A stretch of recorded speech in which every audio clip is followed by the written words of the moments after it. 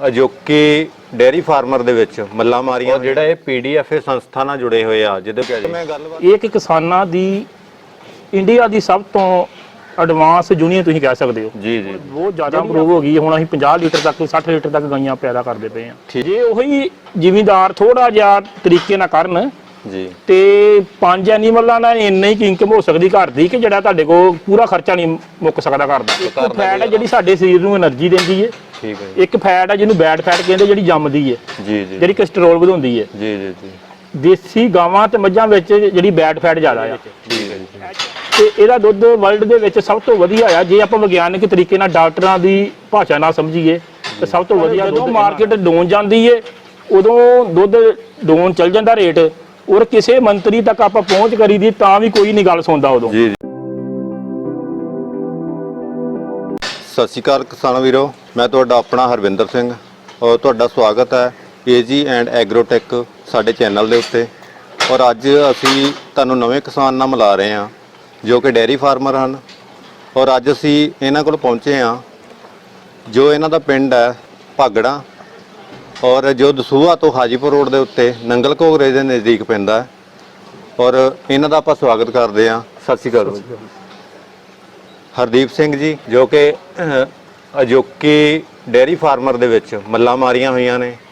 ਮੈਂ ਗੱਲਬਾਤ ਇੱਥੇ ਇਹਨਾਂ ਨਾਲ ਸ਼ੁਰੂ ਕਰਾਂਗਾ ਕਿਉਂਕਿ 2010 ਦੇ ਵਿੱਚ ਜਿਹੜੀ ਕਾਫੀ ਕਿਸਾਨ ਜਿਹੜੇ ਇਸ ਕਿੱਤੇ ਵੱਲ ਨੂੰ ਆਏ ਸੀ ਔਰ ਕਾਫੀ ਡੇਅਰੀ ਫਾਰਮਰ ਜਿਹੜੇ ਸੀ ਇਸ ਚੀਜ਼ ਨੂੰ ਲੈ ਕੇ ਆਏ ਸੀ ਇੱਕ ਆਪਣੇ ਸਹਾਇਕ ਧੰਦੇ ਵਜੋਂ।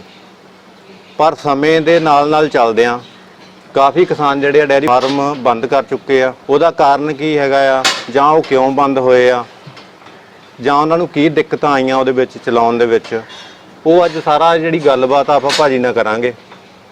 ਸੋ ਭਾਜੀ ਤੁਹਾਡਾ ਸਵਾਗਤ ਹੈ ਸਾਡੇ ਚੈਨਲ ਤੇ। ਔਰ ਮੈਂ ਤੁਹਾਨੂੰ ਪੁੱਛਣਾ ਚਾਹਾਂਗਾ ਸਭ ਤੋਂ ਪਹਿਲਾਂ ਕਿ ਤੁਸੀਂ ਜਿਹੜਾ ਡੇਅਰੀ ਫਾਰਮ ਆਪਣਾ ਆ ਉਹ ਕਦੋਂ ਤੋਂ ਸਟਾਰਟ ਕੀਤਾ ਸੀ? ਭਾਈ 2009 ਦੇ ਵਿੱਚ ਮੈਂ ਸਭ ਤੋਂ ਪਹਿਲਾਂ ਪੀਡੀਐਫਏ ਦਾ ਜਿਹੜਾ ਮੇਲਾ ਸੀਗਾ ਉਹ ਦੇਖਿਆ। ਫਰਵਰੀ 2009 ਦੇ ਵਿੱਚ ਸੀਗਾ ਮੇਲਾ। ਉਸ ਤੋਂ ਬਾਅਦ ਉੱਥੇ ਜਾ ਕੇ ਬਹੁਤ ਵਧੀਆ ਲੱਗਿਆ। ਮਾਲਵੇ 'ਚ ਜਾ ਕੇ ਦੇਖਿਆ ਕਿਉਂਕਿ ਆਪਣੇ ਇੱਧਰ ਕੁਝ ਨਹੀਂ ਸੀ ਉਦੋਂ ਡੇਅਰੀ ਬਾਰੇ ਕੁਝ ਜ਼ਿਆਦਾ। ਠੀਕ ਹੈ ਜੀ। ਉੱਥੇ ਬਹੁਤ ਨਵੀਂ ਟੈਕਨੋਲੋਜੀਆਂ, ਉਦੋਂ ਵੀ 55 ਲੀਟਰ ਵਾਲੀ ਗਾਂ ਉਦੋਂ ਸੀਗੀ ਉੱਥੇ ਮੇਲੇ ਵਿੱਚ।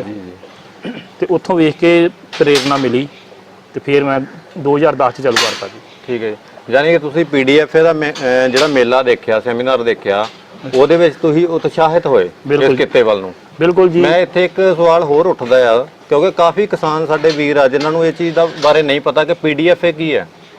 ਪੀਡੀਐਫਏ ਜਿਹਦਾ ਉਹਦਾ ਪੂਰਾ ਨਾਮ ਆ, ਉਹਦਾ ਨਾਮ ਹੈ ਪ੍ਰੋਗਰੈਸਿਵ ਡੇਅਰੀ ਫਾਰਮ ਐਸੋਸੀਏਸ਼ਨ। ਠੀਕ ਹੈ ਜੀ।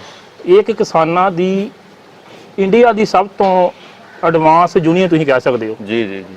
ਜਿਹੜੀ ਆਪਣੇ ਜਦੋਂ ਕਿਤੇ ਨਾਇਨਸਾਫੀ ਹੁੰਦੀ ਹੈ ਜਾਂ ਕੋਈ ਪ੍ਰੋਬਲਮ ਆਉਂਦੀ ਡੇਅਰੀ ਫਾਰਮ ਨੂੰ, ਉਦੋਂ ਧਰਨੇ ਲਾਉਣੇ, ਸਰਕਾਰ ਦੇ ਖਿਲਾਫ ਪ੍ਰਦਰਸ਼ਨ ਕਰਨੇ, ਤੇ ਉਹ ਸਾਰੀਆਂ ਯੂਨੀਅਨ ਕਰਦੀਆਂ। ਠੀਕ ਹੈ ਜੀ। ਪਰ ਕਿਸਾਨਾਂ ਨੂੰ ਜਾਣਕਾਰੀ ਦੇਣੀ, ਸੈਮੀਨਾਰ ਕਰਾਉਣੇ, ਨਵੀਂ ਬਰੀਡ ਲਿਆ ਕੇ ਦੇਣੀ। ਤੁਹਾਡਾ ਕਹਿਣ ਦਾ ਭਾਵ ਇਹ ਆ ਕਿ ਕਿਸਾਨਾਂ ਨੂੰ ਕੋਈ ਵੀ ਪ੍ਰੋਬਲਮ ਆਉਂਦੀ ਹੈ ਤਾਂ ਐਸੋਸੀਏਸ਼ਨ ਜਿਹੜੀ ਪੀਡੀਐਫਏ ਆ ਉਸ ਕਿਸਾਨਾਂ ਦੇ ਨਾਲ ਖੜੀ ਹੁੰਦੀ, ਕਿਸਾਨਾਂ ਦੇ ਹਿੱਤ ਵਿੱਚ ਖੜੀ ਹੁੰਦੀ ਹੈ ਔਰ ਜਿਹੜੀ ਐਡਵਾਂਸ ਜਾਣਕਾਰੀ ਹੈ ਉਹ ਸਾਰੀ ਪ੍ਰੋਵਾਈਡ ਕਰਵਾਉਂਦੀ ਹੈ। ਬਿਲਕੁਲ ਕਰਵਾਉਂਦੀ ਜੀ। ਠੀਕ ਹੈ ਜੀ। ਤੁਸੀਂ ਇਹਨਾਂ ਦੇ ਕੋਈ ਮੰਥਲੀ ਸੈਮੀਨਾਰ ਵਗੈਰਾ ਵੀ ਲੱਗਦੇ ਆ? ਬਿਲਕੁਲ ਮੰਥਲੀ ਸੈਮੀਨਾਰ ਬਿਲਕੁਲ ਲੱਗਦੇ ਆ। ਉੱਥੇ ਜਾਈਦਾ ਆ। ਠੀਕ ਹੈ ਜੀ। ਉੱਥੇ ਜਾ ਕੇ ਜਦੋਂ ਕਿਤੇ ਕੋਈ ਪ੍ਰੋਬਲਮ ਆਉਂਦੀ ਹੈ ਤੇ ਜਿਹੜੇ ਸਾਡੇ ਤੋਂ ਵੀ ਸੀਨੀਅਰ ਫਾਰਮਰ ਹੈਗੇ ਆ, ਠੀਕ ਹੈ ਜੀ, ਉਹਨਾਂ ਨਾਲ ਗੱਲਬਾਤ ਕਰੀਦੀ ਤੇ ਸਾਰੀ ਪ੍ਰੋਬਲਮ ਹੱਲ ਹੋ ਜਾਂਦੀ। ਮਤਲਬ ਵਿਚਾਰ ਵਟਾਂਦਰਾ ਹੁੰਦਾ ਰਹਿੰਦਾ। ਬਿਲਕੁਲ। ਠੀਕ ਹੈ ਜੀ। ਕਿਸਾਨ ਵੀਰੋ ਇੱਕ ਬਹੁਤ ਵਧੀਆ ਇਹਨਾਂ ਨੇ ਗੱਲ ਦੱਸੀ ਕਿ ਜਦੋਂ ਅਸੀਂ ਕੋਈ ਵੀ ਕਿੱਤਾ ਆਪਣਾ ਸ਼ੁਰੂ ਕਰਦੇ ਆ ਤਾਂ ਉਹਦੇ ਵਾਸਤੇ ਸਭ ਤੋਂ ਪਹਿਲਾਂ ਜਿਹੜੀ ਨੌਲੇਜ ਬਹੁਤ ਜ਼ਰੂਰੀ ਹੈ, ਜਾਣਕਾਰੀ ਜਿਹੜੀ ਆਪਾਂ ਨੂੰ ਪ੍ਰੋਪਰ ਹੋਣੀ ਚਾਹੀਦੀ ਹੈ। ਇਸ ਕਰਕੇ ਇਹ ਭਾਈ ਸਾਹਿਬ ਹਰਦੀਪ ਸਿੰਘ ਜੀ ਜਿਹੜੇ ਆ ਇਹ ਐਸੋਸੀਏਸ਼ਨ ਨਾਲ ਜੁੜੇ ਹੋਏ ਆ ਪੀਡੀਐਫਏ ਨਾਲ।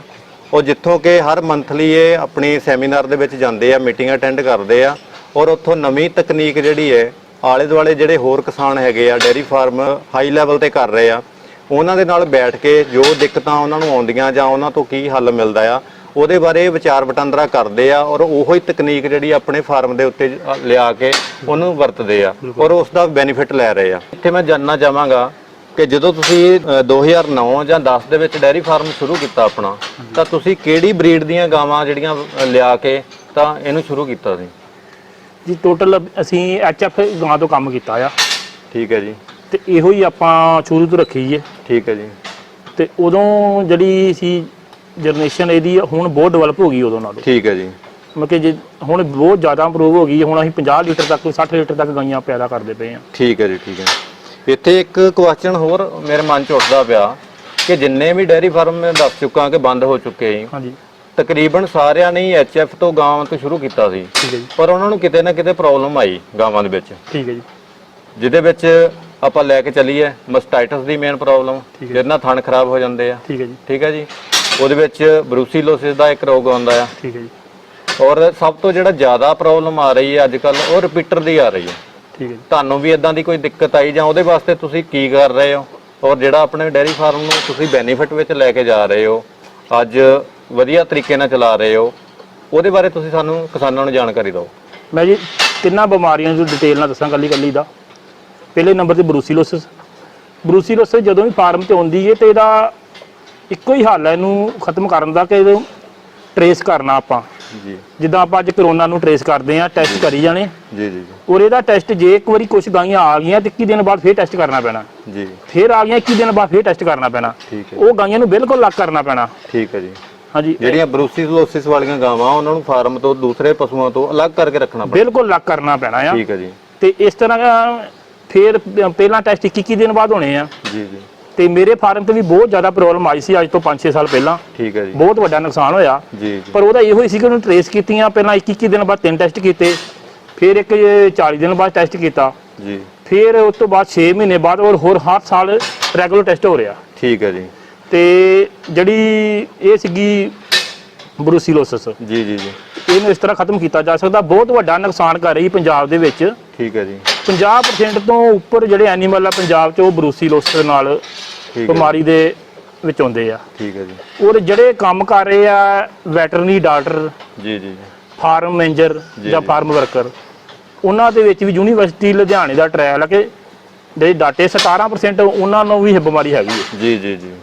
ਇਹ ਜਿਹੜੀ ਬਿਮਾਰੀ, ਇਹ ਬਹੁਤ ਖਤਰਨਾਕ ਬਿਮਾਰੀ ਹੈ, ਇਹਨੂੰ ਕੰਟਰੋਲ ਕਰਨਾ ਬਹੁਤ ਜ਼ਰੂਰੀ ਹੈ। ਕਿਸਾਨ ਵੀਰੋ, ਜਿੱਦਾਂ ਭਾਈ ਸਾਹਿਬ ਨੇ ਗੱਲ ਕੀਤੀ ਬਰੂਸੀਲੋਸਿਸ ਦੀ, ਕਾਫੀ ਜਿਹੜੇ ਨਵੇਂ ਕਿਸਾਨ ਉਹਨਾਂ ਨੂੰ ਬਰੂਸੀਲੋਸਿਸ ਬਾਰੇ ਜ਼ਿਆਦਾ ਜਾਣਕਾਰੀ ਨਹੀਂ ਹੁੰਦੀ। ਉਹ ਜਿਹੜੇ ਪੁਰਾਣੇ ਕਿਸਾਨ ਉਹ ਜਾਣਦੇ ਨੇ, ਜਿਹੜੇ ਡੇਅਰੀ ਫਾਰਮ ਚਲਾਉਂਦੇ ਪਏ ਆ ਉਹ ਜਾਣਦੇ ਨੇ ਕਿ ਬਰੂਸੀਲੋਸਿਸ ਜਦੋਂ ਕਿ ਪਸ਼ੂ ਆਪਣੇ ਸੂਣ ਦੇ ਟਾਈਮ ਤੋਂ ਪਹਿਲਾਂ ਹੀ ਬੱਚਾ ਸਿੱਟ ਦਿੰਦਾ ਜਾਂ ਤੂ ਜਾਂਦਾ ਆ, ਉਹਨੂੰ ਆਪਾਂ ਬਰੂਸੀਲੋਸਿਸ ਕਹਿੰਦੇ ਆ। ਠੀਕ ਹੈ। ਇਹ ਬਿਮਾਰੀ ਜਿਹੜੀ ਹੈ ਇੱਕ ਗਾਂ ਨੂੰ ਅਗਰ ਫਾਰਮ ਵਿੱਚ ਆ ਗਈ ਤਾਂ ਉਸ ਤੋਂ ਅੱਗੇ ਅੱਗੇ ਚੱਲਦੀ ਸਾਰੇ ਪਸ਼ੂ ਨੂੰ ਹੋ ਸਕਦੀ। ਇਸ ਕਰਕੇ ਜਦੋਂ ਆਪਾਂ ਨੂੰ ਪਤਾ ਲੱਗ ਜਾਏ ਕਿ ਬਿਮਾਰੀ ਸਾਡੇ ਫਾਰਮ ਵਿੱਚ ਆ ਚੁੱਕੀ ਹੈ ਤਾਂ ਉਸੇ ਟਾਈਮ ਤੁਰੰਤ ਉਸ ਪਸ਼ੂ ਨੂੰ ਬਾਕੀ ਪਸ਼ੂਆਂ ਦੇ ਨਾਲੋਂ ਅਲੱਗ ਕਰ ਦਿਓ, ਬਾਕੀ ਗਾਵਾਂ ਨਾਲੋਂ ਅਲੱਗ ਕਰ ਦਿਓ, ਅਲੱਗ ਵਾੜੇ ਵਿੱਚ, ਔਰ ਉਹਦਾ ਜਿਹੜਾ ਟੈਸਟ ਕਰਾਓ, ਉਹਦਾ ਟ੍ਰੀਟਮੈਂਟ ਜਿਹੜਾ ਕਰਾਓ, ਜਿਸ ਤਰ੍ਹਾਂ ਵੀ ਸੰਭਵ ਹੋ ਸਕੇ ਉਹਨੂੰ ਅਲੱਗ ਰੱਖੋ। ਕਿਸਾਨ ਵੀਰੋ, ਜਿੱਦਾਂ ਆਪਾਂ ਗੱਲ ਕਰ ਚੁੱਕੇ ਹਾਂ ਬਰੂਸੀਲੋਸਿਸ ਦੀ ਬਿਮਾਰੀ ਤੇ, ਔਰ ਇਹਦੇ ਨਾਲ ਹੀ ਦੂਸਰੀ ਜਿਹੜੀ ਬਿਮਾਰੀ ਦੀ ਗੱਲ ਕੀਤੀ ਸੀ ਭਾਜੀ ਨੇ ਕਿ ਮਸਟਾਈਟਸ ਦੀ ਪ੍ਰੋਬਲਮ ਕਾਫੀ ਜਿਹੜੀ ਪਸ਼ੂਆਂ ਦੇ ਵਿੱਚ ਆਉਂਦੀ ਹੈ, ਉਹਦੇ ਬਾਰੇ ਆਪਾਂ ਗੱਲਬਾਤ ਕਰਾਂਗੇ।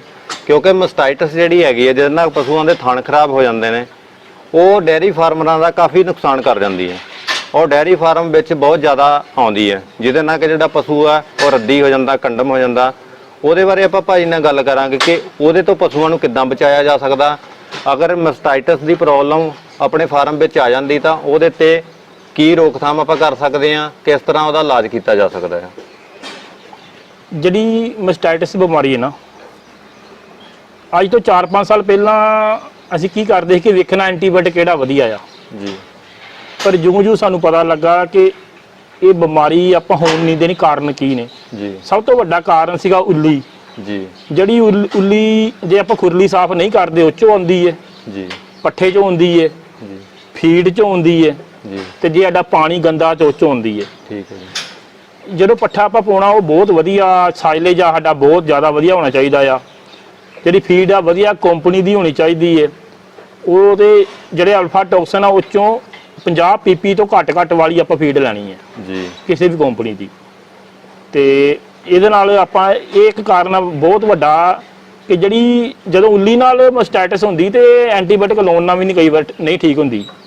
ਠੀਕ। ਤੇ ਅਗਲੀ ਗੱਲ ਆਪਾਂ ਪੁੱਛਾਂਗੇ ਕਿ ਭਾਜੀ ਨੇ ਬਹੁਤ ਵਧੀਆ ਤਰੀਕੇ ਨਾਲ ਦੱਸਿਆ ਕਿ ਜਿਹੜੇ ਪੱਠੇ ਆ ਸਾਨੂੰ ਉਹ ਪਸ਼ੂਆਂ ਨੂੰ ਸਾਫ਼ ਸੁਥਰੇ ਪਾਉਣੇ ਚਾਹੀਦੇ ਆ। ਜਿਹੜਾ ਸਾਈਲੇਜ ਆ ਜਿਹਨੂੰ ਕਿ ਅਸੀਂ ਪੱਠਿਆਂ ਦਾ ਅਚਾਰ ਕਹਿ ਦਿੰਨੇ ਆ, ਉਹ ਉੱਲੀ ਤੋਂ ਰਹਿਤ ਹੋਣਾ ਚਾਹੀਦਾ ਆ। ਜਿਹੜੀ ਫੀਡ ਆ ਉਹ ਵਧੀਆ ਉੱਚ ਕੁਆਲਿਟੀ ਦੀ ਸਾਨੂੰ ਵਰਤਣੀ ਚਾਹੀਦੀ ਆ। ਔਰ ਅਗਲੀ ਗੱਲ ਆ ਕਿ ਜੇ ਪਸ਼ੂਆਂ ਦੇ ਵਿੱਚ ਇਹ ਪ੍ਰੋਬਲਮ ਆ ਜਾਂਦੀ ਹੈ ਕਿਤੇ, ਤਾਂ ਉਹਨੂੰ ਆਪਾਂ ਕਿਸ ਤਰੀਕੇ ਨਾਲ ਰੋਕਥਾਮ ਉਹਦੀ ਕਰ ਸਕਦੇ ਆ, ਜਾਂ ਉਹ ਤੋਂ ਪਸ਼ੂਆਂ ਨੂੰ ਆਪਾਂ ਕਿੱਦਾਂ ਬਚਾ ਸਕਦੇ ਆ? ਜੇ ਬਿਮਾਰੀ ਹੁੰਦੀ ਤੇ ਐਂਟੀਬਾਇਓਟਿਕ ਲੱਗਦੇ ਆ ਜੀ, 3 ਦਿਨ ਉਹਦਾ ਟ੍ਰੀਟਮੈਂਟ ਕਰਨਾ ਪੈਂਦਾ ਆ, ਠੀਕ ਹੈ ਜੀ, ਉਹਦੇ ਨਾਲ ਠੀਕ ਹੋ ਜਾਂਦੇ ਆ। ਠੀਕ ਹੈ ਜੀ। ਸਾਫ ਸਫਾਈ ਦਾ ਧਿਆਨ ਆਪਾਂ ਰੱਖੀਏ ਤਾਂ ਅਗਰ ਇਲਾਜ ਜਿਹੜਾ ਪ੍ਰੋਪਰ ਟਾਈਮ ਟੂ ਟਾਈਮ, ਜਿੱਦਾਂ ਹੀ ਦੇਖੀ ਕਿ ਬਿਮਾਰੀ ਸਾਡੇ ਪਸ਼ੂਆਂ ਦੇ ਵਿੱਚ ਆ ਚੁੱਕੀ ਹੈ ਤਾਂ ਉਹਦੇ ਉੱਤੇ ਢਿੱਲ ਨਹੀਂ ਵਰਤਣੀ ਚਾਹੀਦੀ, ਤੁਰੰਤ ਹੀ ਉਹਨੂੰ ਫੜ ਕੇ ਉਹਦਾ ਇਲਾਜ ਕਰਨਾ ਚਾਹੀਦਾ। ਤਾਂ ਆਪਾਂ ਇਹ ਨੁਕਸਾਨ ਤੋਂ, ਬਹੁਤ ਵੱਡੇ ਨੁਕਸਾਨ ਤੋਂ ਜਿਹੜਾ ਬਚ ਸਕਦੇ ਆ, ਬਚਿਆ ਜਾ ਸਕਦਾ ਆ।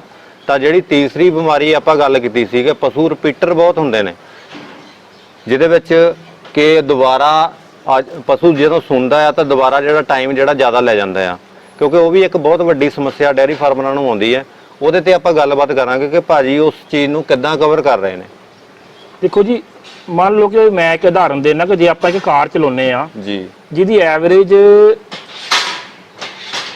ਉਹਦੀ 15 ਕਿਲੋਮੀਟਰ ਆ ਜੀ ਜੀ ਜੀ, ਤੇ ਆਪਾਂ ਜਾਣਾ 20 ਕਿਲੋਮੀਟਰ ਆ, ਤਾਂ ਆਪਾਂ 1 ਲੀਟਰ ਤੇਲ ਪਾ ਲਿਆ ਤੇ ਉਹ 15 ਕਿਲੋਮੀਟਰ ਜਾ ਕੇ ਰੁਕ ਜੇਗੀ। ਬਿਲਕੁਲ ਜੀ, ਉਹਨੇ 20 ਕਿਲੋਮੀਟਰ ਨਹੀਂ ਜਾਣਾ। ਸਹੀ ਹੈ।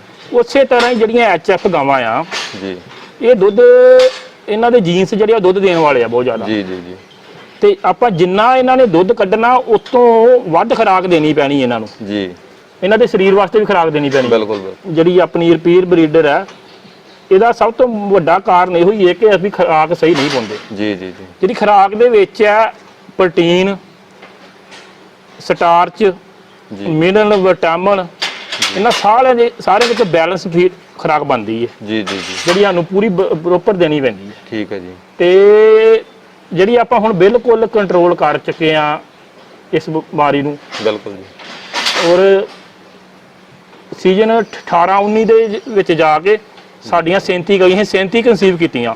ਠੀਕ ਹੈ ਜੀ, 100% ਰਿਜ਼ਲਟ ਮਿਲਿਆ ਉਦੋਂ। ਜੀ ਜੀ। ਭਾਜੀ ਨੇ ਬਹੁਤ ਵਧੀਆ ਗੱਲ ਦੱਸੀ ਕਿ ਜਿਹੜੀਆਂ ਹਾਈ ਯੀਲਡਰ ਗਾਵਾਂ ਆ, ਜ਼ਿਆਦਾ ਦੁੱਧ ਦਿੰਦੀਆਂ ਆ, ਆਪਾਂ ਉਹਨਾਂ ਤੋਂ ਆਊਟਪੁੱਟ ਤਾਂ ਲੈਂਦੇ ਰਹਿੰਦੇ ਆ, ਪਰ ਜਿੰਨੀ ਖੁਰਾਕ ਉਹਨਾਂ ਨੂੰ ਚਾਹੀਦੀ ਆਪਾਂ ਉਨੀ ਖੁਰਾਕ ਦੇ ਨਹੀਂ ਪਾਉਂਦੇ। ਇਸ ਕਰਕੇ ਉਹ ਪ੍ਰੋਬਲਮ ਜਿਹੜੀ ਆਉਂਦੀ ਹੈ ਇਹਦੇ ਵਿੱਚ।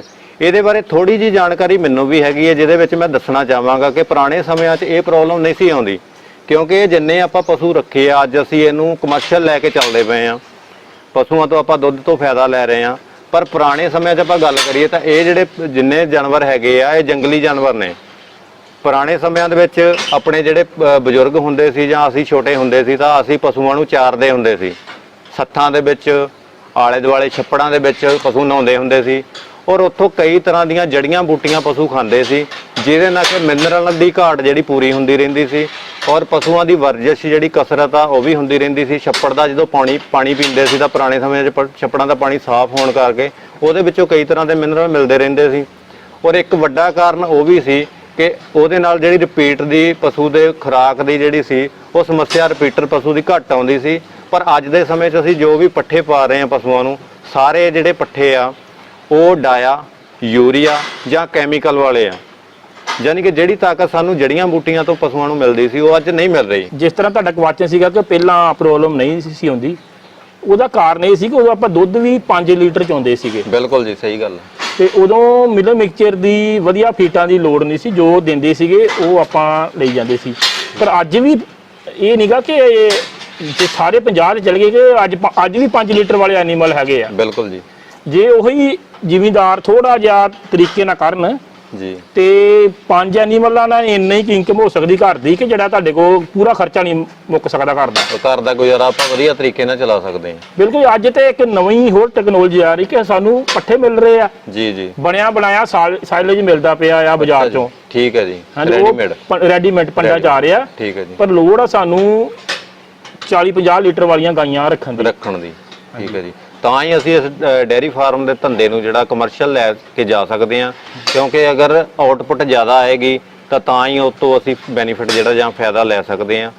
4-5 ਲੀਟਰ ਵਾਲੇ ਜਿਹੜੇ ਪਸ਼ੂ ਆ ਉਹਨਾਂ ਤੇ ਤਾਂ ਆਪਾਂ ਇੰਨਾ ਬੈਨੀਫਿਟ ਨਹੀਂ ਲੈ ਸਕਦੇ। ਅੱਜ ਸਾਨੂੰ ਲੋੜ ਆ ਕਿ 50 ਲੀਟਰ 60 ਲੀਟਰ ਵਾਲੀਆਂ ਗਾਈਆਂ ਅਸੀਂ ਆਪਣੇ ਫਾਰਮ ਤੇ ਰੱਖੀਏ ਤਾਂ ਕਿ ਅਸੀਂ ਇਸ ਤੋਂ ਵੱਧ ਫਾਇਦਾ ਲੈ ਸਕੀਏ। ਜਿੱਦਾਂ ਭਾਜੀ ਅੱਜ ਕੱਲ੍ਹ ਸੁਣਨ 'ਚ ਆ ਰਿਹਾ ਕਿ ਜ਼ਿਆਦਾਤਰ ਲੋਕ ਜਿਹੜੇ ਆ HF ਗਾਂ ਦਾ ਦੁੱਧ ਪਸੰਦ ਨਹੀਂ ਕਰਦੇ। ਠੀਕ ਹੈ ਜੀ। ਲੋਕਾਂ ਦਾ ਸਵਾਲ ਇਹ ਹੀ ਆਉਂਦਾ ਕਿ ਅੱਜ ਮੱਝ ਦਾ ਦੁੱਧ ਲੈ ਲਓ ਵਧੀਆ ਹੁੰਦਾ ਆ, ਠੀਕ ਹੈ ਜੀ। ਜਾਂ ਦੇਸੀ ਗਾਂ ਦਾ ਦੁੱਧ ਮਿਲ ਜਾਏ, ਜਾਂ ਫਿਰ ਸਾਹੀਵਾਲ ਗਾਂ ਇੱਕ ਹੈਗੀ ਆ, ਉਹਦਾ ਦੁੱਧ ਵਧੀਆ ਮੰਨਿਆ ਜਾਂਦਾ। ਵਿਗਿਆਨ ਦੇ ਮੁਤਾਬਕ ਸਾਨੂੰ ਸਰੀਰ ਨੂੰ, ਜੋ ਅੱਜ ਕੱਲ ਪੰਜਾਬ ਦਾ ਮਾਹੌਲ ਆ ਜੀ, ਉਹ ਹਾਰਟ ਅਟੈਕ ਦੀ ਪ੍ਰੋਬਲਮ ਵੱਧਦੀ ਪਈ ਹੈ। ਬਿਲਕੁਲ ਜੀ। ਜਿਹੜੀਆਂ ਦੇਸੀ ਗਾਵਾਂ ਤੇ ਜਿਹੜੀਆਂ ਮੱਝਾਂ ਨਾ, ਜੀ ਉਹਨਾਂ ਦੇ ਵਿੱਚ ਫੈਟ ਜ਼ਿਆਦਾ ਆ। ਜੀ। ਫੈਟ ਵੀ ਜ਼ਿਆਦਾ, ਔਰ ਫੈਟ ਵੀ ਦੋ ਕਿਸਮ ਦੀ ਹੈ। ਅੱਛਾ ਜੀ। ਇੱਕ ਫੈਟ ਹੈ ਜਿਹੜੀ ਸਾਡੇ ਸਰੀਰ ਨੂੰ એનર્ਜੀ ਦਿੰਦੀ ਹੈ, ਠੀਕ ਹੈ ਜੀ। ਇੱਕ ਫੈਟ ਹੈ ਜਿਹਨੂੰ ਬੈਡ ਫੈਟ ਕਹਿੰਦੇ, ਜਿਹੜੀ ਜੰਮਦੀ ਹੈ, ਜੀ ਜੀ ਜਿਹੜੀ ਕੋਲੇਸਟ੍ਰੋਲ ਵਧਾਉਂਦੀ ਹੈ। ਜੀ ਜੀ ਜੀ। ਦੇਸੀ ਗਾਵਾਂ ਤੇ ਮੱਝਾਂ ਵਿੱਚ ਜਿਹੜੀ ਬੈਡ ਫੈਟ ਜ਼ਿਆਦਾ ਆ। ਠੀਕ ਹੈ ਜੀ। ਐਚਐਫ ਦੇ ਵਿੱਚ ਫੈਟ ਵੀ ਘੱਟ ਹੈ ਤੇ ਫੈਟ ਵੀ ਵਧੀਆ, ਜਿਹੜੀ ਸਾਡੇ ਸਰੀਰ ਨੂੰ ਤਾਕਤ ਦਿੰਦੀ ਹੈ। ਠੀਕ ਹੈ ਜੀ। ਤੇ ਇਹ 'ਚ ਬਹੁਤੀ ਮਾਤਰਾ ਪ੍ਰੋਟੀਨ ਦੀ ਇਹਦੇ ਵਿੱਚ, ਜੀ ਜੀ ਜੀ। ਤੇ ਇਹਦਾ ਦੁੱਧ ਵਰਲਡ ਦੇ ਵਿੱਚ ਸਭ ਤੋਂ ਵਧੀਆ ਆ। ਜੇ ਆਪਾਂ ਵਿਗਿਆਨਿਕ ਤਰੀਕੇ ਨਾਲ ਡਾਕਟਰਾਂ ਦੀ ਭਾਸ਼ਾ ਨਾਲ ਸਮਝੀਏ ਤੇ ਸਭ ਤੋਂ ਵਧੀਆ ਦੁੱਧ ਇਹਨਾਂ ਦਾ ਆ। ਜੀ ਜੀ। ਦੂਜੀ ਪ੍ਰੋਬਲਮ ਇੱਕ ਹੋਰ ਆ ਰਹੀ ਕਿ ਅਸੀਂ ਜਦੋਂ ਦੁੱਧ ਵੇਚਣਾ ਆ, ਜੀ। ਕੰਪਨੀਆਂ ਦੇ ਅੱਗੇ ਸਮੱਸਿਆ ਆ ਰਹੀ ਹੈ, ਅੱਜ ਘਿਓ ਨਹੀਂ ਵਿਕਣ ਡਿਆ ਉਹਨਾਂ ਦਾ। ਜੀ ਜੀ ਜੀ। ਉਹਨਾਂ ਦਾ ਪਾਊਡਰ ਵਿਕਣ ਨੂੰ ਕੋਈ ਪ੍ਰੋਬਲਮ ਨਹੀਂ ਆ ਰਹੀ, ਠੀਕ ਹੈ ਜੀ। ਪਰ ਜਦੋਂ ਮਈਆਂ 'ਚ ਵੀ ਘਿਓ ਜ਼ਿਆਦਾ ਆ, ਦੇਸੀ ਗਾਵਾਂ 'ਚ ਵੀ ਘਿਓ ਜ਼ਿਆਦਾ ਆ, ਜੀ ਜੀ। ਤੇ ਘਿਓ ਦੀ ਮਾਰਕੀਟ ਹੈ ਨਹੀਂਗੀ। ਮਾਰਕੀਟ ਘੱਟ ਆ। ਜੋ ਵਰਲਡ ਲੈਵਲ ਤੇ ਮਾਰਕੀਟ ਆ, ਉਹ ਮਾਰਕੀਟ ਐਸਐਨਐਫ ਦੀ ਜਾਂ ਸੁੱਕਾ ਦੁੱਧ ਹੁੰਦਾ ਹੈ ਤੇ ਪ੍ਰੋਟੀਨ ਦੀ। ਠੀਕ ਹੈ ਜੀ। ਹਾਂਜੀ, ਇਸ ਕਰਕੇ ਇਸ ਤੋਂ ਉੱਪਰ ਕੋਈ ਗਾਂ ਨਹੀਂ ਕੁਆਲਿਟੀ ਦੇ ਪੱਖੋਂ ਵੀ ਦੁੱਧ ਤੇ। ਜੀ ਜੀ ਜੀ। ਅੱਜ ਕਿਸਾਨ ਵੀਰੋ ਬੜੀ ਵਧੀਆ ਜਾਣਕਾਰੀ ਜਿਹੜੀ ਭਾਜੀ ਨੇ ਦਿੱਤੀ, ਕਿ ਮੈਨੂੰ ਵੀ ਇਸ ਗੱਲ ਦਾ ਨਹੀਂ ਸੀ ਪਤਾ ਕਿ ਫੈਟ ਜਿਹੜੀ ਹੈ ਉਹ ਵੀ ਦੋ ਤਰ੍ਹਾਂ ਦੀ ਹੁੰਦੀ ਹੈ। ਭਾਜੀ ਨੇ ਬੜਾ ਵਧੀਆ ਦੱਸਿਆ ਕਿ ਇੱਕ ਬੈਡ ਫੈਟ ਆ, ਔਰ ਇੱਕ ਜਿਹੜੀ ਵਧੀਆ ਫੈਟ ਆ ਜਿਹਦੇ ਨਾਲ ਸਰੀਰ ਦਾ ਸਾਡਾ ਫਾਇਦਾ ਹੁੰਦਾ ਆ। ਕਿਉਂਕਿ ਜਿਹੜੀ ਬੈਡ ਫੈਟ ਆ ਉਹ ਸਾਡੇ ਸਰੀਰ ਦੇ ਅੰਦਰ ਜਾ ਕੇ ਜੰਮ ਜਾਂਦੀ ਹੈ, ਔਰ ਜਿਹੜਾ ਕੋਲੇਸਟ੍ਰੋਲ ਦੀ ਮਾਤਰਾ ਜਿਹੜੀ ਸਰੀਰ ਦੇ ਵਿੱਚ ਵਧਾ ਦਿੰਦੀ ਹੈ, ਜਿਹਦੇ ਨਾਲ ਕਿ ਅੱਜ ਕਾਫੀ ਬਿਮਾਰੀਆਂ ਸਾਨੂੰ ਆ ਰਹੀਆਂ ਹੈ। ਔਰ ਜਿਹੜੀ ਐਚਐਫ ਦੀ ਗਾਂ ਹੈਗੀ ਹੈ, ਐਚਐਫ ਬਰੀਡ ਦੀ ਗਾਂ ਆ, ਉਹਦੇ ਵਿੱਚ ਇਹ ਬੈਡ ਜਿਹੜੀ ਫੈਟ ਆ ਉਹ ਨਹੀਂ ਮਿਲਦੀ। ਮੱਝਾਂ ਦੇ ਵਿੱਚ ਜਾਂ ਹੋਰ ਜਿਹੜੀਆਂ ਦੇਸੀ ਗਾਵਾਂ ਆ ਉਹਨਾਂ ਦੇ ਵਿੱਚ ਇਹ ਬੈਡ ਫੈਟ ਮਿਲਦੀ ਹੈ। ਇਸ ਕਰਕੇ ਜਿਹੜਾ ਐਚਐਫ ਦਾ ਦੁੱਧ ਆ ਉਹ ਕੁਆਲਿਟੀ ਦੇ ਵਿੱਚ ਸਰੀਰ ਵਾਸਤੇ, ਆਪਣੇ ਵਾਸਤੇ, ਸਿਹਤ ਵਾਸਤੇ, ਜਿਸ ਤਰ੍ਹਾਂ ਭਾਜੀ ਨੇ ਦੱਸਿਆ ਹੋਇਆ ਆ ਕਿ ਬਹੁਤ ਵਧੀਆ ਹੈਗਾ ਜੀ। ਭਾਜੀ ਜਿੱਦਾਂ ਤੁਸੀਂ ਸਾਰਾ ਕੁਝ ਜਿਹੜਾ ਵਧੀਆ ਤਰੀਕੇ ਨਾਲ ਦੱਸਿਆ ਆ ਕਿਸਾਨਾਂ ਨੂੰ, ਬਿਮਾਰੀਆਂ ਬਾਰੇ ਜਾਣਕਾਰੀ ਦਿੱਤੀ, ਸਾਈਲੇਜ ਬਾਰੇ, ਪਰ ਜਿਹੜੇ ਮੇਰੇ ਮਨ ਦੇ ਵਿੱਚ ਇੱਕ ਖਾਸ ਕੁਐਸਚਨ ਸੀ ਕਿ ਗਵਰਨਮੈਂਟ ਵੀ ਤੁਹਾਨੂੰ ਇਹਦੇ ਡੇਅਰੀ ਕਿੱਤੇ ਦੇ ਵਿੱਚ ਕੋਈ ਯੋਗਦਾਨ ਦੇ ਰਹੀ ਹੈ ਜੀ? ਐਦਾਂ ਜੀ, ਦੁੱਧ ਤੇ ਮੇਰਾ ਨੈਸਲੇ ਨੂੰ ਜਾ ਰਿਹਾ ਜੀ, ਪਰ ਜਿਹੜਾ ਰੇਟ ਦਾ ਜਿਹੜਾ ਬੇਸ ਆ ਨਾ, ਉਹ ਵੇਰਕੇ ਨਾਲ ਵੱਜਦਾ ਆ ਜੀ। ਜਿੱਦਾਂ ਵੇਰਕਾ ਜੇ ਰੇਟ ਵਧਾਉਂਦਾ ਤੇ ਸਾਡਾ ਸਾਰੀ ਮਾਰਕੀਟ ਦਾ, ਪੰਜਾਬ ਦਾ ਰੇਟ ਵੱਧਦਾ ਆ ਜੀ। ਜੇ ਵੇਰਕਾ ਘਟਾਉਂਦਾ ਆ ਤੇ ਸਾਰੀ ਮਾਰਕੀਟ ਘਟ ਜਾਂਦਾ ਜੀ। ਪਰ ਇੱਕ ਪ੍ਰੋਬਲਮ ਸਰਕਾਰ ਵੱਲੋਂ ਆ ਰਹੀ ਕਿ ਜਦੋਂ ਇੰਟਰਨੈਸ਼ਨਲ ਮਾਰਕੀਟ ਤੇਜ਼ ਹੋ ਜਾਂਦੀ ਹੈ, ਜੀ, ਪੰਜਾਬ 'ਚ ਮਾਰਕੀਟ ਤੇਜ਼ ਹੁੰਦੀ ਹੈ, ਤੇ ਉਦੋਂ ਰੇਟ ਵੱਧ ਜਾਂਦਾ ਆ। ਜੀ। ਤੇ ਮੰਤਰੀਆਂ ਦਾ ਅਸੀਂ ਬਿਆਨ ਵੇਖਿਆ ਕਿ ਮੰਤਰੀ ਕਹਿੰਦੇ ਕਿ ਅਸੀਂ ਕਿਸਾਨਾਂ ਨੂੰ ਲਾਹੇਵੰਦ ਕਿੱਤਾ ਬਣਾਉਣ ਵਾਸਤੇ ਰੇਟ ਵਧਾ ਦਿੱਤੇ ਆ, ਜੀ, ਜੀ, ਅਸੀਂ ਅੱਜ ਇਹਨਾਂ ਨੂੰ ਇੰਨਾ ਫਾਇਦਾ ਦੇ ਦਿੱਤਾ ਆ। ਜੀ। ਪਰ ਜਦੋਂ ਮਾਰਕੀਟ ਡਾਊਨ ਜਾਂਦੀ ਏ, ਉਦੋਂ ਦੁੱਧ ਡਾਊਨ ਚੱਲ ਜਾਂਦਾ ਰੇਟ, ਔਰ ਕਿਸੇ ਮੰਤਰੀ ਤੱਕ ਆਪਾਂ ਪਹੁੰਚ ਕਰੀਦੀ ਤਾਂ ਵੀ ਕੋਈ ਨਹੀਂ ਗੱਲ ਸੁਣਦਾ ਉਦੋਂ। ਜੀ, ਜੀ, ਜੀ। ਤੇ ਸਰਕਾਰ ਨੂੰ ਇਹ ਚਾਹੀਦਾ ਕਿ ਜਿਹੜਾ ਇੱਕ ਰੇਟ ਫਿਕਸ ਕੀਤਾ ਉਹਨੂੰ ਡਾਊਨ ਨਾ ਕਰੇ। ਜੀ। ਇਸੇ ਕਰਕੇ ਹੀ ਜਦ ਤੁਸੀਂ ਪਹਿਲਾਂ ਕੁਐਸਚਨ ਕੀਤਾ ਕਿ ਕੁਝ ਫਾਰਮ ਬੰਦ ਵੀ ਹੋਏ, ਬਹੁਤਾ ਵੱਡਾ ਸਮੱਸਿਆ ਉਦੋਂ ਹੀ ਆਈ ਸੀ ਕਿ ਜਦੋਂ ਹੀ ਵੇਰਕਾ ਰੇਟ ਸੁੱਟਦਾ ਹੈ ਉਹਨੇ ਸੀਜ਼ਨਾਂ ਵਿੱਚ ਫਾਰਮ ਬੰਦ ਕਰ ਜਾਂਦੇ ਆ। ਜੀ, ਜੀ, ਜੀ। ਬਹੁਤ ਜ਼ਿਆਦਾ ਫਾਰਮ ਉਦੋਂ ਬੰਦ ਹੋਏ ਜਦੋਂ ਵੇਰਕਾ ਦਾ ਰੇਟ ਡਾਊਨ ਗਿਆ। ਸਰਕਾਰ ਨੂੰ ਇਹੋ ਚਾਹੀਦਾ ਕਿ ਰੇਟ ਡਾਊਨ ਨਾ ਜਾਣ ਦੇਵੇ। ਅੱਜ ਮੈਨੂੰ ਲੱਗ ਰਿਹਾ ਜੀ ਜਿੱਦਾਂ ਸਾਡਾ ਫੀਡ ਦਾ ਰੇਟ ਵੱਧਦਾ ਆ, ਕੰਪਨੀਆਂ ਫੀਡ ਦਾ ਰੇਟ ਵਧਾਉਂਦੀਆਂ ਆ, ਅਗਰ ਜਦੋਂ ਸਾਡਾ ਦੁੱਧ ਦਾ ਰੇਟ 1 ਰੁਪਿਆ ਵੱਧਦਾ ਤਾਂ ਫੀਡ ਉਧਰੋਂ 50 ਰੁਪਏ ਜਾਂ 100 ਰੁਪਏ ਥੈਲਾ ਚੱਕ ਹੋ ਜਾਂਦੀ ਹੈ। ਬਿਲਕੁਲ ਜੀ। ਉਹਦੇ ਕਰਕੇ ਵੀ ਜਿਹੜਾ ਕਿਸਾਨ ਨੂੰ ਜ਼ਿਆਦਾ ਬੈਨੀਫਿਟ ਨਹੀਂ ਮਿਲਦਾ, ਉਹਦੇ ਵਿੱਚੋਂ ਹੋਰ ਜਿਹੜੀਆਂ ਫਰਮਾਂ ਹੈਗੀਆਂ, ਹੋਰ ਕੰਪਨੀਆਂ, ਉਹ ਜ਼ਿਆਦਾ ਫਾਇਦਾ ਲੈ ਜਾਂਦੀਆਂ ਆ।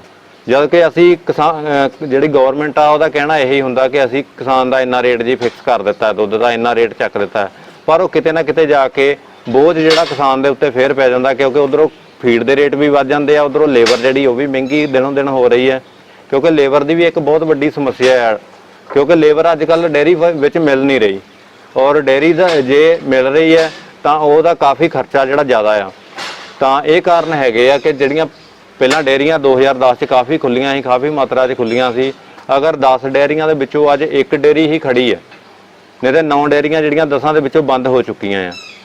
ਜਿਸ ਤਰੀਕੇ ਨਾਲ ਲੋਕਾਂ ਨੇ ਉਸ ਟਾਈਮ ਡੇਅਰੀਆਂ ਖੋਲੀਆਂ ਸੀ, ਉਤਸ਼ਾਹਿਤ ਹੋਏ ਸੀ ਇਸ ਸਹਾਇਕ ਧੰਦੇ ਵੱਲ, ਉੱਦਾਂ ਹੀ ਅੱਜ ਡਾਊਨ ਆ ਗਏ ਆ। ਉਹਦੇ ਵਿੱਚੋਂ ਕੁਝ ਭਾਜੀ ਦੀ ਸੋਚ ਵਾਂਗੂ, ਜਿਨ੍ਹਾਂ ਦੀ ਸੋਚ ਅਗਾਂਹ ਵਧੂ ਹੈ, ਜਾਂ ਤਕਨੀਕ ਬਾਰੇ ਜਾਣਕਾਰੀ ਰੱਖਦੇ ਆ, ਜਾਂ ਇਹਨਾਂ ਨੂੰ ਸ਼ੌਂਕ ਕਹਿ ਸਕਦੇ ਆ ਕਿ ਸਿੱਖਣ ਦਾ ਸ਼ੌਂਕ ਆ, ਤਾਂ ਇਹ ਆਪਣੀ ਡੇਅਰੀ ਫਾਰਮ ਨੂੰ ਜਿਹੜਾ ਆ ਵਧੀਆ ਤਰੀਕੇ ਨਾਲ ਚਲਾ ਰਹੇ ਨੇ ਔਰ ਅੱਗੇ ਲੈ ਕੇ ਜਾ ਰਹੇ ਨੇ। ਇਹ ਡੇਅਰੀ ਫਾਰਮ ਨੂੰ ਚਲਾਉਣ ਵਾਸਤੇ ਜਿਹੜੀ ਮਸ਼ੀਨਰੀ ਵਰਤਦੇ ਆ, ਕਿਉਂਕਿ ਅੱਜ ਮਸ਼ੀਨਰੀ ਯੁੱਗ ਆ ਔਰ ਅੱਜ ਕਿਸੇ ਵੀ ਕੰਮ ਨੂੰ ਕਰਨ ਵਾਸਤੇ, ਕਿਸਾਨੀ ਕਰਨ ਵਾਸਤੇ ਜਾਂ ਡੇਅਰੀ ਫਾਰਮ ਕਰਨ ਵਾਸਤੇ ਜਿਹੜਾ ਮਸ਼ੀਨਾਂ ਦਾ ਯੋਗਦਾਨ ਆ ਉਹ ਬਹੁਤ ਵਧੀਆ ਹੈ, ਕਿਉਂਕਿ ਸਾਡੀ ਲੇਬਰ ਨੂੰ ਬਚਾਉਂਦੇ ਨੇ।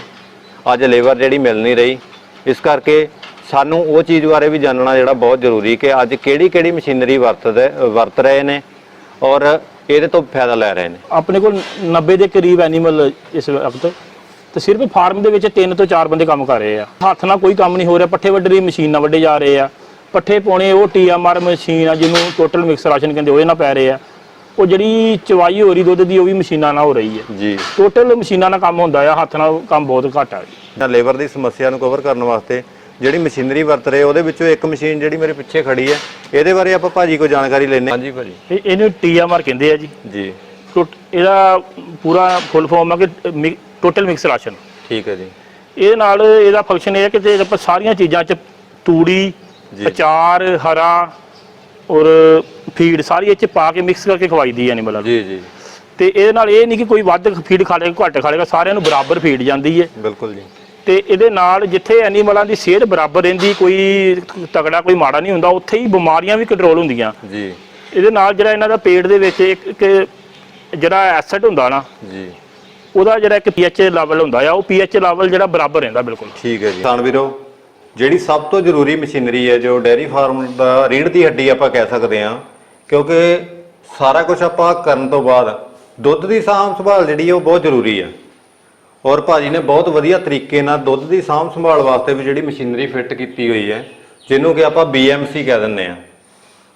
ਤੇ ਉਹਦੇ ਬਾਰੇ ਆਪਾਂ ਜ਼ਰੂਰ ਜਾਣਨਾ ਚਾਹਾਂਗੇ ਕਿ ਇਹ ਆਪਣਾ ਜਿਹੜਾ ਦੁੱਧ ਆ ਜਿਹਨੂੰ ਸਟੋਰ ਕਰਦੇ ਆ, ਕਿਉਂਕਿ ਜਿਹੜੀ ਪੈਦਾਵਾਰ ਇਹਨਾਂ ਦੇ ਫਾਰਮ ਤੋਂ ਹੋ ਰਹੀ ਹੈ ਉਹਦੇ ਬਾਰੇ ਆਪਾਂ ਜ਼ਰੂਰ ਜਾਣਕਾਰੀ ਲੈਣੀ ਚਾਹਾਂਗੇ ਕਿ ਆਪਾਂ ਕਿੰਨੀ ਪੈਦਾਵਾਰ ਜਿਹੜੀ ਡੇਲੀ ਦੁੱਧ ਦੀ ਕਰ ਰਹੇ ਆ ਔਰ ਉਹਨੂੰ ਕਿਸ ਤਰੀਕੇ ਨਾਲ ਸਟੋਰ ਕਰ ਰਹੇ ਆ, ਇਹਨੂੰ ਇਸ ਤੋਂ ਅੱਗੇ ਪ੍ਰੋਸੈਸਿੰਗ ਦੇ ਵਿੱਚ ਆਪਾਂ ਕਿੱਦਾਂ ਲੈ ਕੇ ਜਾ ਰਹੇ ਆ। ਜਿਹੜਾ ਸੀਜ਼ਨ ਸੀਗਾ ਪਹਿਲਾਂ ਲੰਘਿਆ, ਇਹ 'ਚ ਸਾਡੇ ਕੋਲ 1100 ਲੀਟਰ ਦੁੱਧ ਸੀਗਾ ਜੀ, ਤੇ ਅਗਲੇ ਸੀਜ਼ਨ 'ਚ ਸਾਡਾ 1400 ਤੋਂ ਲੈ ਕੇ 1500 ਲੀਟਰ ਟਾਰਗੇਟ ਆ। ਤੇ ਸਾਰਾ ਹੀ ਦੁੱਧ ਆਪਾਂ 2 ਟਾਈਮ ਦਾ ਇੱਥੇ ਜਮ੍ਹਾਂ ਕਰ ਲਈਦਾ ਆ, ਫਿਰ ਇਹ ਠੰਡਾ ਹੋ ਜਾਂਦਾ ਆ 3.5 ਡਿਗਰੀ ਤੇ ਫਿਰ ਨੈਸਲੇ ਦੀ ਗੱਡੀ ਆਉਂਦੀ, ਉਹ ਸਾਰੇ ਦੁੱਧ ਲੈ ਜਾਂਦੇ ਜੀ। ਕਿ HF ਗਾਵਾਂ ਜਿਹੜੀਆਂ, ਜਿੱਥੋਂ ਤੱਕ ਮੈਨੂੰ ਪਤਾ ਕਿ ਸਰਦੀਆਂ ਦੇ ਵਿੱਚ ਇਹਨਾਂ ਦੇ ਦੁੱਧ ਦੀ ਪ੍ਰੋਡਕਸ਼ਨ ਜਿਹੜੀ ਕਾਫੀ ਵੱਧ ਜਾਂਦੀ ਹੈ ਔਰ ਬਾਜੀ ਫੈਟ ਵਗੈਰਾ ਇੱਥੇ ਹੀ ਕੱਢ ਕੇ ਲੈ ਕੇ ਜਾਂਦੇ ਨੇ। ਕਿੱਦਾਂ ਫੈਟ ਇੱਥੇ ਕੱਢਣੀ, ਗ੍ਰੈਵਿਟੀ ਇੱਥੇ ਕੱਢਣੀ, ਸਭ ਕੁਝ ਕੰਪਨੀ ਦਾ ਇੱਕ ਮੋਬਾਈਲ ਆ ਉਹ ਨਾਲ ਹੀ, ਉਸੇ ਵੇਲੇ ਆਪਾਂ ਡਾਟਾ ਭੇਜ ਦਈਦਾ ਉੱਥੇ ਜੀ। ਠੀਕ ਹੈ ਜੀ। ਉਹਦੇ ਹਿਸਾਬ ਨਾਲ ਤੁਹਾਨੂੰ ਰੇਟ ਲੱਗ ਕੇ ਤਾਂ ਉਹਦਾ ਪੇਮੈਂਟ ਜਿਹੜੀ ਹੈ, ਜਦੋਂ ਆਪਾਂ ਟੈਂਕਰ ਦੁੱਧ ਚੱਕਣਾ ਨਾਲ ਹੀ ਉਹਨੇ ਸਾਡੇ ਮੋਬਾਈਲ ਨਾਲ ਅਟੈਚ ਕਰਕੇ, ਦੋਨੇ ਮੋਬਾਈਲ ਅਟੈਚ ਹੁੰਦੇ ਆ। ਠੀਕ ਹੈ ਜੀ। ਉਸੇ ਵੇਲੇ ਮੇਰੇ ਮੋਬਾਈਲ ਤੇ ਮੈਸੇਜ ਆ ਜਾਣਾ ਕਿ ਇੰਨੀ ਅੱਜ ਦੀ ਪੇਮੈਂਟ ਬਣ ਗਈ ਹੈ। ਠੀਕ ਹੈ ਜੀ। ਤੇ ਜਿਹੜੀ ਪੇਮੈਂਟ ਦਾ ਆ ਨੈਸਲੇ ਕੰਪਨੀ ਦਾ, ਉਹ ਕੀ ਪ੍ਰੋਸੈਸ ਹੈਗਾ, ਕਿੱਦਾਂ ਦੇ ਰਹੇ ਨੇ? 15 ਦਿਨ ਬਾਅਦ ਪੇਮੈਂਟ ਹੁੰਦੀ ਹੈ ਜੀ, ਸਿੱਧੀ ਅਕਾਊਂਟ 'ਚ ਆ ਜਾਂਦੀ ਹੈ। ਅਕਾਊਂਟ ਤੁਹਾਡੇ 'ਚ ਆ ਜਾਂਦੀ ਹੈ। ਬਿਲਕੁਲ ਜੀ। ਇਹਨੂੰ ਸਿੰਗਲ ਰੋਲ ਕਹਿੰਦੇ ਆ ਤੇ ਇਹ ਸ਼ਕਤੀਮਾਨ ਕੰਪਨੀ ਦੀਆਂ ਮਸ਼ੀਨਾਂ ਸਾਡੇ ਕੋਲ 2। ਇਹ ਸਾਲ ਦੇ ਵਿੱਚ ਇੱਕ ਵਾਰੀ ਜਾਂ 2 ਵਾਰੀ ਸੀਜ਼ਨ ਹੁੰਦਾ ਜਦੋਂ ਆਪਾਂ ਮੱਕੀ ਵੱਢਣੀ ਹੁੰਦੀ ਹੈ। ਠੀਕ ਹੈ ਜੀ। ਇਹ ਮਤਲਬ ਅਚਾਰ ਬਣਾਉਣ ਦੇ ਕੰਮ ਵਾਸਤੇ ਵਰਤੀ ਜਾਂਦੀ? ਇੱਕ ਦਿਨ ਦੇ ਵਿੱਚ ਜੀ ਆਪਾਂ ਇੱਕ ਦਿਨ ਮਸ਼ੀਨ ਚਲਾ ਕੇ ਆਪਾਂ ਪੂਰੇ 1 ਮਹੀਨੇ ਦੇ ਪੱਠੇ ਵੱਢ ਦਿੰਦੇ ਆ 80-90 ਐਨੀਮਲਾਂ ਦੇ। 80-90 ਗਾਵਾਂ ਦੇ ਤੁਸੀਂ ਇੱਕ ਦਿਨ ਦੇ ਵਿੱਚ 1 ਮਹੀਨੇ ਦਾ ਜਿਹੜਾ ਚਾਰਾ ਜਿਹੜਾ ਸਟੋਰ ਕਰ ਲੈਂਦੇ ਹੋ? ਇੱਕ ਦਿਨ 'ਚ ਇਹ ਮਸ਼ੀਨ ਇੱਕ ਦਿਨ 'ਚ 1 ਮਹੀਨੇ ਦਾ ਪੱਠਾ ਵੱਢ ਦਿੰਦੀ ਜੀ। ਕਿਸਾਨ ਵੀਰੋ, ਤੁਸੀਂ ਦੇਖੋ ਇਹ ਮਸ਼ੀਨ ਦੇ ਨਾਲ ਆਪਾਂ ਲੇਬਰ ਦੀ ਕਿੰਨੀ ਬਚਤ ਕਰ ਸਕਦੇ ਆ ਲੈਂਦੇ ਜੀ। ਹਰਦੀਪ ਭਾਜੀ ਦੇ ਸਾਰੇ ਫਾਰਮ ਦਾ ਅਸੀਂ ਵਿਜ਼ਿਟ ਕਰ ਲਿਆ। ਵਿਜ਼ਿਟ ਕਰਨ ਤੋਂ ਬਾਅਦ ਸਾਰੀ ਜਿਹੜੀ ਮਸ਼ੀਨਰੀ ਉਹ ਕਿਸਾਨ ਵੀਰਾਂ ਦੇ ਰੂਬਰੂ ਕੀਤੀ ਹੈ ਔਰ ਜਿਹਦੇ ਤੋਂ ਤੁਹਾਨੂੰ ਬਹੁਤ ਵਧੀਆ ਜਿਹੜੀ ਜਾਣਕਾਰੀ ਮਿਲ ਜਾਏਗੀ ਔਰ ਤੁਹਾਨੂੰ ਇੱਕ ਫਾਰਮ ਚਲਾਉਣ ਵਾਸਤੇ ਜਿਹੜਾ ਵਧੀਆ ਸੇਧ ਮਿਲ ਸਕਦੀ ਹੈ। ਜਿੰਨੀ ਤੁਹਾਨੂੰ ਆਪਾਂ ਦਿਖਾ ਚੁੱਕੇ ਆ, ਜੋ ਗੱਲਾਂ ਬਾਤਾਂ ਇਹਨਾਂ ਨਾਲ ਕਰ ਚੁੱਕੇ ਆ, ਬਿਮਾਰੀਆਂ ਬਾਰੇ ਇਹਨਾਂ ਬੜੇ ਵਿਸਥਾਰਪੂਰਵਕ ਜਾਣਕਾਰੀ ਦਿੱਤੀ ਕਿਸਾਨਾਂ ਨੂੰ, ਆਪਣੀ ਜਿਹੜੀ ਪ੍ਰੋਟੈਕਸ਼ਨ ਆ ਦੁੱਧ ਦੀ ਉਹਦੇ ਬਾਰੇ ਦੱਸਿਆ ਆ ਔਰ ਜਿਹੜਾ ਇਹ PDFA ਸੰਸਥਾ ਨਾਲ ਜੁੜੇ ਹੋਏ ਆ, ਜਿਹਦੇ ਵਿੱਚੋਂ ਇਹ ਨਵੀਂ ਤਕਨੀਕ ਸਿੱਖ ਕੇ ਆਪਣੇ ਫਾਰਮ ਦੇ ਉੱਤੇ ਜਿਹੜੀ ਉਹਨੂੰ ਕਰ ਰਹੇ ਨੇ ਔਰ ਉਹਦੇ ਬਾਰੇ ਜਿਹੜਾ ਆ ਆਪਾਂ ਹਰਦੀਪ ਭਾਜੀ ਦਾ ਦਿਲੋਂ ਧੰਨਵਾਦ ਕਰਦੇ ਆ। AG ਐਂਡ ਐਗਰੋਟੈਕ ਵੱਲੋਂ, ਸਾਰੀ ਟੀਮ ਵੱਲੋਂ ਹਰਦੀਪ ਭਾਜੀ ਤੁਹਾਡਾ ਬਹੁਤ ਧੰਨਵਾਦ। ਤੁਸੀਂ ਕਿਸਾਨ ਵੀਰਾਂ ਨੂੰ, ਸਾਡਿਆਂ ਨੂੰ ਬਹੁਤ ਵਧੀਆ ਜਾਣਕਾਰੀ ਦਿੱਤੀ। ਤੁਹਾਡੀ ਇਸ ਜਾਣਕਾਰੀ ਤੋਂ ਕਿਸਾਨ ਵੀਰ ਜਿਹੜਾ ਵੱਧ ਤੋਂ ਵੱਧ ਫਾਇਦਾ ਲੈਣਗੇ, ਉਮੀਦ ਕਰਦੇ ਹਾਂ। ਮੈਂ ਵੀ ji AG agro and tech channel ਦਾ ਬਹੁਤ ਧੰਨਵਾਦ ਕਰਦਾ। ਸਤਿ ਸ਼੍ਰੀ ਅਕਾਲ ਜੀ।